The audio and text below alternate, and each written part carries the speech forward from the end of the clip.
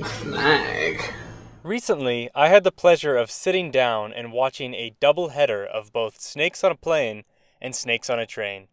And now I have the overwhelming desire to talk about each of them. Despite the similar titles, these are very different movies. So, what is that difference? Of the two, Snakes on a Plane is probably the one you've heard of. Due to its attention grabbing title, the movie gained a lot of unexpected internet buzz in 2006. Before it was even released, it was gaining a fan base slash group of curious onlookers, and so, after production had already wrapped, the studio went back and reshot additional gorier scenes and added them in an attempt to live up to the people's growing expectations of snake on person action. While the premise is obviously goofy, this movie was not a complete joke on the level of something like Sharknado. It starred a legitimate big name in Samuel Jackson, it had a budget of $30 million, and it was released in theaters nationwide. By all accounts, it was a legitimate movie. Snakes on a Train, on the other hand, is more like the dollar store version, a very cheap ripoff made by the Asylum.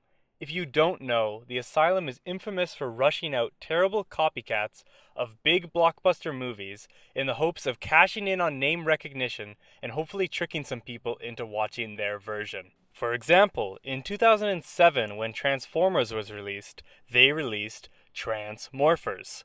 In 2011, when Thor was released, they released Almighty Thor. In 2013, when Pacific Rim was released, they released Atlantic Rim. In 2014, when Pompeii was released, they released Apocalypse Pompeii. And in the same year as Snakes on a Plane was released, Snakes on a Train was released. So, now that you know a little about each, the first question I'm sure you are asking is, in each movie, how do these motherfucking snakes end up on these motherfucking transportation devices? Well, in Snakes on a Plane, the setup is that a surfer has witnessed a mobster killing a man in Hawaii and now is being escorted by Samuel Jackson's FBI character on a plane to testify in a major trial. To foil this, the mobster smuggles snakes on the plane to take out the only witness and everyone else on board. A pretty silly explanation to get snakes on a plane, right? Well, fasten your seatbelt and get ready for how Snakes on a Train tries to make sense of snakes being on that train. Maybe pull out a pad of paper to follow along. Here, a woman is arranged by her parents to be married to a man, but instead she falls for another man. Outraged, the woman's parents curse her with snake indigestion, meaning she now has snakes in her tummy that are trying to slither their way out. She has horrible pains, and she's puking them up along with green slime. You may be thinking, oh, well, at least once they're out, and that's good for her. But no, she cannot lose any of these puke snakes, as they are still somehow a part of her, so she has to catch them and keep them in jars. Her new boyfriend feels guilty, obviously, so he's trying to get her to LA to see his uncle, who happens to be a shaman, who can hopefully remove the snake curse. They don't have any money, so they sneak aboard a passenger train heading to LA and hide in the back with their many jars while she tries to hold down her magic snake upchuck. I am confusion. Samuel Jackson and his one-liners are by far the best part of Snakes on a Plane, but there still is a decently enjoyable cast of characters featuring actors like Kenan Thompson and Lin Shaye, along with some enjoyably hateable characters. In terms of tone, it's very silly and it doesn't take itself too seriously.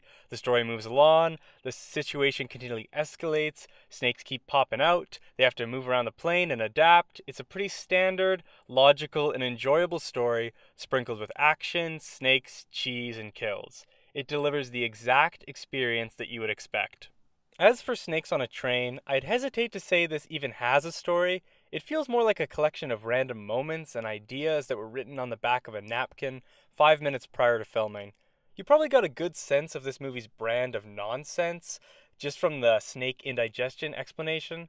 Snakes on a Train jumps all over the place with really no rhyme or reason. You'll spend a good chunk of time with some characters and then not see them again for 50 minutes and forget about them until they die in their sleep. There's a random subplot where a girl is smuggling drugs to fund her acting career, and then she's caught by a federal agent with the drug, so he escorts her to an empty cabin, and then he tries to blackmail her into having sex with him to get out of the charges, and so they kiss a little, and she takes off her shirt until some other guy bursts in and reveals the federal agent is in fact not actually a federal agent, and he was lying to take advantage of her, and then this new guy tries to get the fake federal agent to take off his shirt, and then they both have a gunfight, and then they die. What I just described goes on for about 15 minutes, dead center in the middle of the movie, and has no place in the story. It just happens. Just like everything else, a random collection of decisions, like a fever dream. The way the whole movie is filmed is very jarring, with lots of random stock footage of different trains, images of tracks cut into fight scenes, extremely tight close-ups cutting off the tops of people's heads. It is absolute non-stop nonsense for 90 minutes.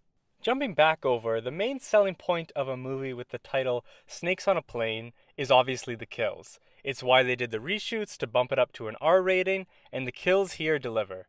The features of a plane are fully taken advantage of, utilizing the lavatory and deploying air masks for fun kills. You may already know about the one toilet kill. I knew about it before watching this movie, and it has made me hesitant to pee on planes and in outhouses ever since.